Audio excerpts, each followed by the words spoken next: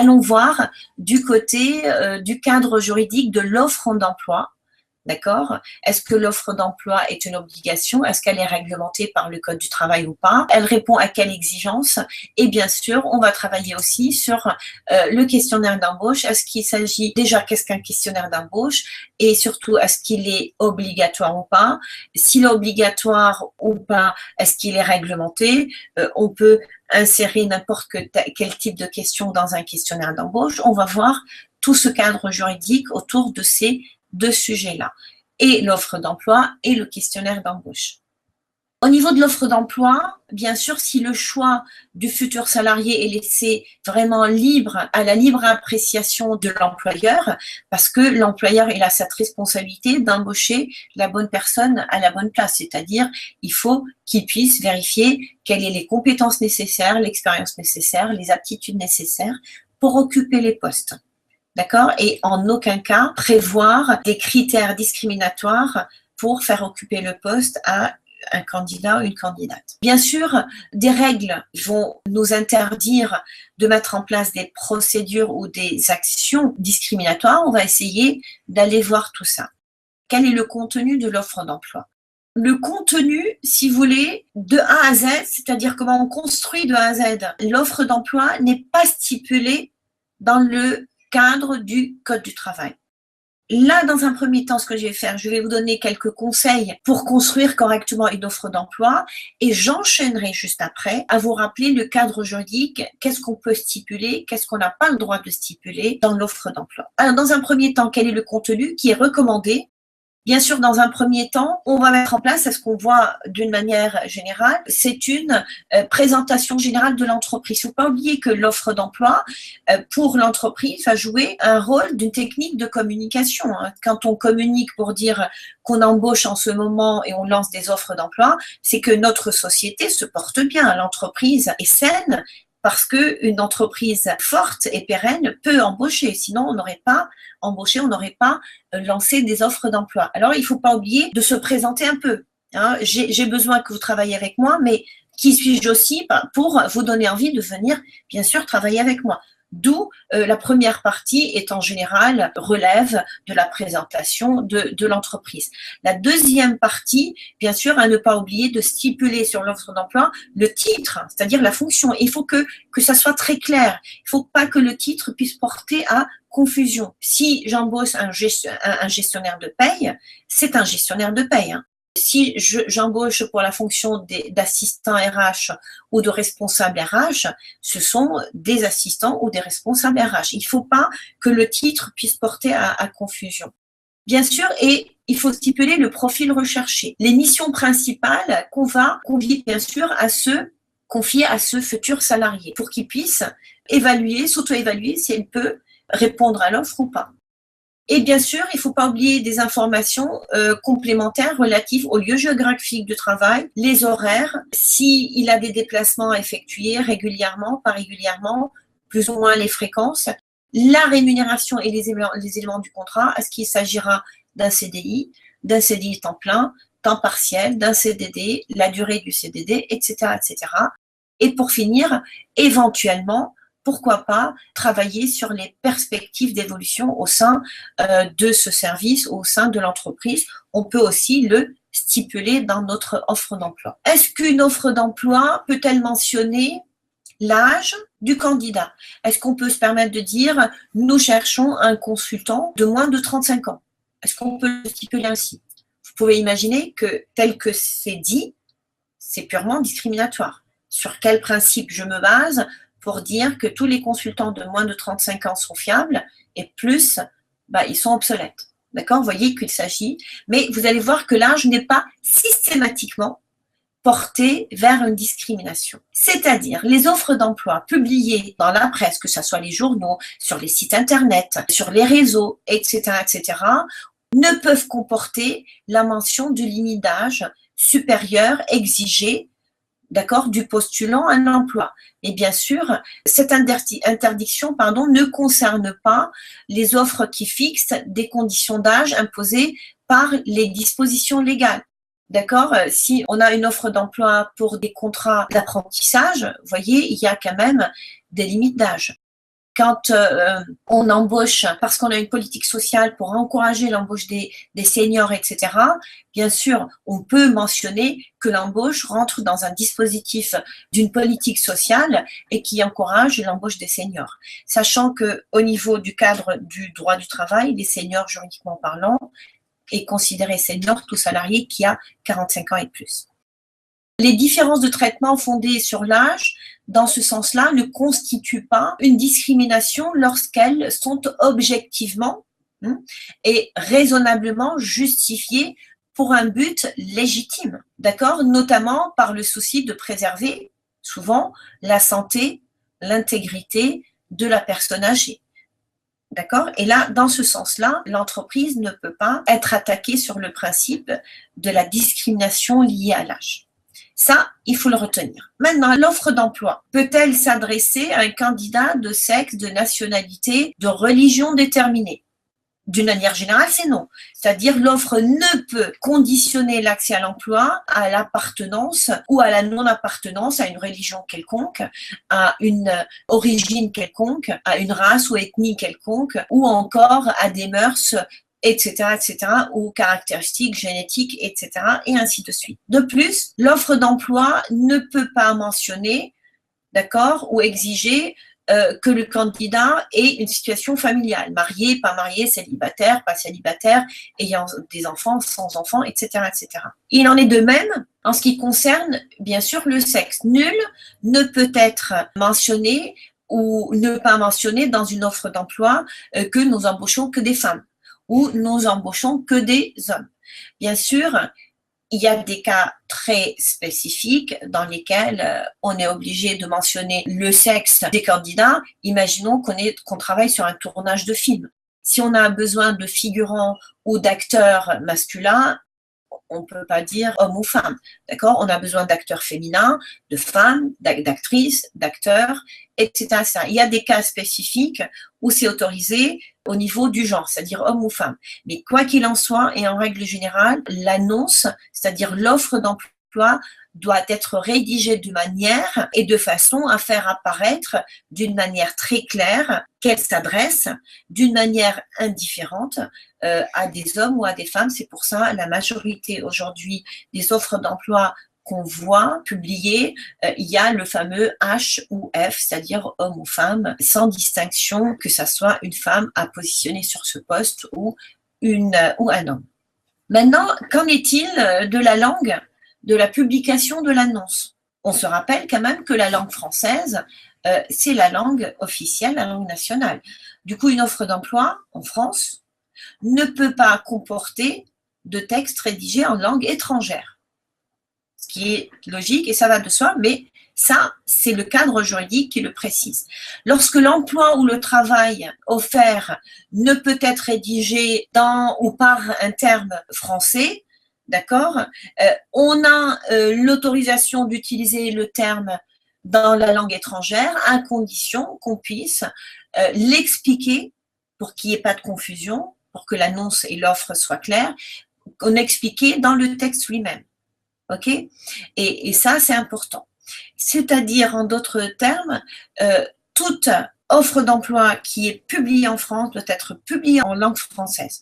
Toutefois, les directeurs de publication et les personnes responsables de moyens de communication qui utilisent déjà, qui ont cette autorisation d'utiliser une langue étrangère comme l'anglais, l'italien, etc., ces publications, étant donné qu'ils ont déjà l'autorisation d'utiliser la langue étrangère, peuvent publier l'offre d'emploi en langue étrangère, c'est-à-dire la langue de la publication. Mais c'est des cas quand même très spécifiques. Est-ce que, et là c'est une question à ne pas négliger, il faut toujours être clairvoyant là-dessus, est-ce que, et ça c'est d'ailleurs c'est une obligation juridique, est-ce que l'offre d'emploi doit être datée? Oui, le droit du travail exige que l'offre d'emploi soit datée. C'est-à-dire, si on publie une offre d'emploi dans un quotidien, est-ce qu'on doit quand même dater l'offre? Non, parce que la date est la date du quotidien, c'est-à-dire le jour de la publication du quotidien. Mais souvent, si vous regardez de près, il y a énormément d'offres d'emploi qui sont publiées sur le net, sur des réseaux, etc. Et on ne sait pas quand est-ce qu'elles ont été publiées. Est-ce qu'elles sont toujours d'actualité? Est-ce qu'elles sont obsolètes? Et combien de fois les candidats vont appeler ou vont envoyer des lettres de candidature et ils vont découvrir que l'annonce est obsolète parce que le poste a été pourvu, etc., etc. Alors, vous voyez, c'est d'autant plus important qu'on respecte cette règle du droit du travail et bien mentionner la date de la publication de l'offre d'emploi. Voilà en ce qui concerne l'offre d'emploi. Et là, j'ai une question. Pour les personnes ayant un handicap, bien sûr, il ne faut pas qu'on puisse dire que l'offre est ouverte à des personnes ayant une motricité ou etc. et qui ne soient pas personnes en situation de handicap, etc. Et surtout pas. Bien sûr que c'est discriminatoire, bien évidemment. Merci pour cette question parce que oui, bien évidemment, il faut pas tomber dans cette discrimination, bien sûr. Alors, voilà les quelques explications que j'avais envie de vous donner autour de l'offre d'emploi et ce côté du côté regard juridique, hein, surtout.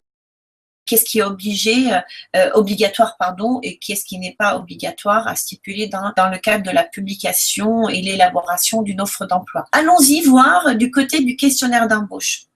Déjà, qu'est-ce que le questionnaire d'embauche? C'est une technique d'embauche, c'est-à-dire de recrutement. Cette technique n'est pas obligatoire, c'est-à-dire le Code du travail ne l'a jamais rendu obligatoire, mais par contre, il a bien réglementé son utilisation. Vous allez voir qu'il y a, pareil qu'à l'offre d'emploi, il y a des règles bien strictes pour échapper, pour éviter des questions relatives à la vie privée ou des questions discriminatoires, etc., etc. Cette technique de recrutement que le salarié, quand il la complète, quand il la renseigne, doit impérativement la signer. C'est une technique qui va permettre aussi de rappeler aux candidats que les fausses déclarations ou les informations qui sont inexactes et qui sont renseignées peuvent être considérées comme des fautes et parfois ça peut aller jusqu'à la résiliation du contrat de travail ou le licenciement, etc. D'accord? Et le Code du travail instaure des limites. Et ça, c'est important. Vous voyez, le Code du travail ne stipule pas ou ne rend pas le questionnaire d'embauche obligatoire, mais par contre, il instaure des limites aux questions que l'employeur peut insérer dans les questionnaires d'embauche ou tout au long de la procédure de recrutement. Selon le Code du travail, les informations demandées, sous quelque forme que ce soit par écrit ou à l'oral, etc., au candidat un emploi ou un poste donné, un salarié, ne peuvent avoir comme finalité que, et ça c'est important, d'apprécier, d'évaluer la capacité du candidat à occuper le poste proposé ou ses aptitudes professionnelles. Vous voyez, en aucun cas, on peut orienter les questions dans un questionnaire d'embauche pour mettre en difficulté le salarié, le discriminer ou essayer d'obtenir de lui, d'une manière malfaisante, on peut l'appeler ainsi, des informations personnelles. Ces informations, bien sûr, doivent présenter un lien direct de ce fait avec le poste qu'il va occuper, avec les aptitudes demandées, les compétences requises, etc., etc. Et en aucun cas une appréciation personnelle, c'est-à-dire privée qui est basée sur la couleur, le sexe, l'âge, etc., etc. De ce fait, on peut dire que le questionnaire d'embauche est une technique du recrutement et bien sûr, elle n'est pas obligatoire, ou plutôt il n'est pas obligatoire, mais il a plutôt un caractère qui est facultatif. Quelles sont les informations qu'on peut stipuler et qu'on peut intégrer dans un questionnaire d'embauche?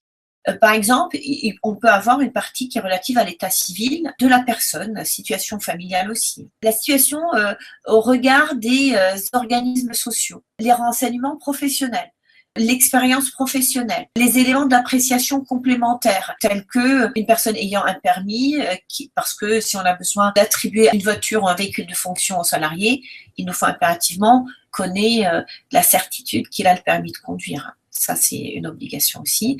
Ce questionnaire doit être utilisé pour sélectionner le personnel. Alors, bien sûr, le candidat doit être informé de façon très claire et sans équivoque sur les techniques de recrutement utilisées par l'entreprise. C'est-à-dire, en d'autres termes, une information orale doit être licite, claire, pour qu'il n'y ait pas d'ambiguïté. C'est-à-dire les personnes auprès desquelles sont recueillies des informations nominatifs, un questionnaire d'embauche, ce sont des formulaires avec des nominatifs parce que le candidat va stipuler son nom, son prénom, etc., etc.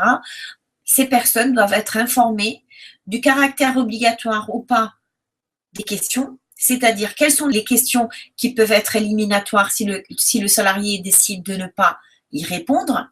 D'accord? Tout ça, ça doit être expliqué oralement d'une manière claire, sans ambiguïté, auprès du salarié et pas le laisser dans une salle de réunion en disant voilà un questionnaire d'embauche, on revient le récupérer dans une demi-heure ou une heure. Non, il faut qu'on explique toute la démarche, quelles sont les questions obligatoires et quelles sont les questions facultatives, quelles sont les conséquences de la non-réponse à tel ou tel type de question, qui sont les personnes physiques ou morales qui peuvent être destinataires de ces informations. Exemple, est-ce que les questionnaires d'embauche vont être analysés en interne au service RH ou plutôt on va les communiquer à des cabinets de recrutement spécialisés, ainsi de suite.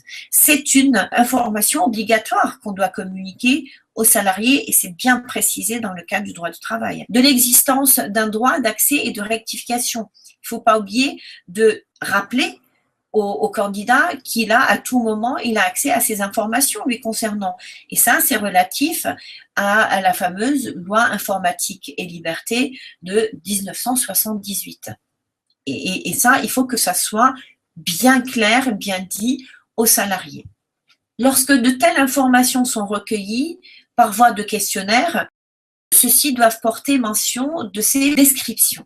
C'est-à-dire le candidat peut toujours s'opposer au traitement par l'entreprise d'information le concernant s'il fait valoir pour cela des raisons légitimes. Exemple, préjudice porté à sa personne ou à son image, traitement de l'information non pertinent au regard du poste, etc., etc. Il ne faut pas oublier que ces informations lui appartiennent. D'accord? C'est des informations personnelles. Les résultats obtenus restent confidentiels et les résultats obtenus ne peuvent pas être diffusés d'une manière publique. Ça reste ou auprès des services RH ou auprès du cabinet de recrutement si on a décidé de passer par un partenaire externe. Voilà en ce qui concerne le questionnaire d'embauche et bien évidemment l'offre d'emploi. Ce que je souhaiterais, comme d'habitude, j'aimerais bien finaliser nos travaux à travers un QCM et comme ça on enchaînera si besoin est sur des explications complémentaires, bien sûr relatives à ces sujets-là.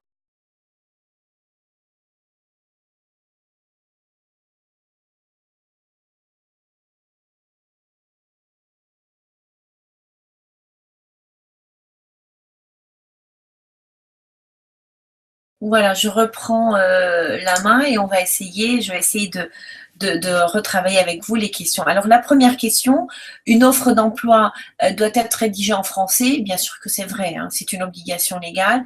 La langue française étant la langue officielle, bien sûr, là, ça va de soi que l'offre d'emploi doit être rédigée en français.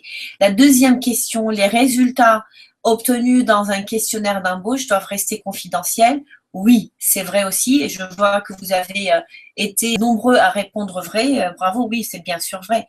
La troisième question, une offre d'emploi peut mentionner l'appartenance syndicale des candidats.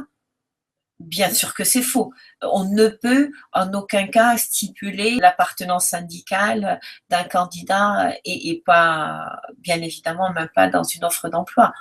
La quatrième question, l'offre d'emploi n'est pas obligatoirement datée, ce qui est faux. Il faut qu'elle soit datée et je vous ai bien expliqué pourquoi. Hein, c'est très important. La cinquième question est la suivante. Les questions qui se trouvent dans le questionnaire d'embauche doivent avoir un lien direct avec le poste proposé et l'évaluation des aptitudes professionnelles. Bien sûr que c'est vrai. Et en aucun cas sur des critères discriminatoires tels que l'âge, la religion, etc., etc. La sixième question, un questionnaire d'embauche peut poser la question du nombre d'enfants à charge, mais elle doit être indiquée comme réponse facultative. Bien sûr que oui, ça c'est vrai.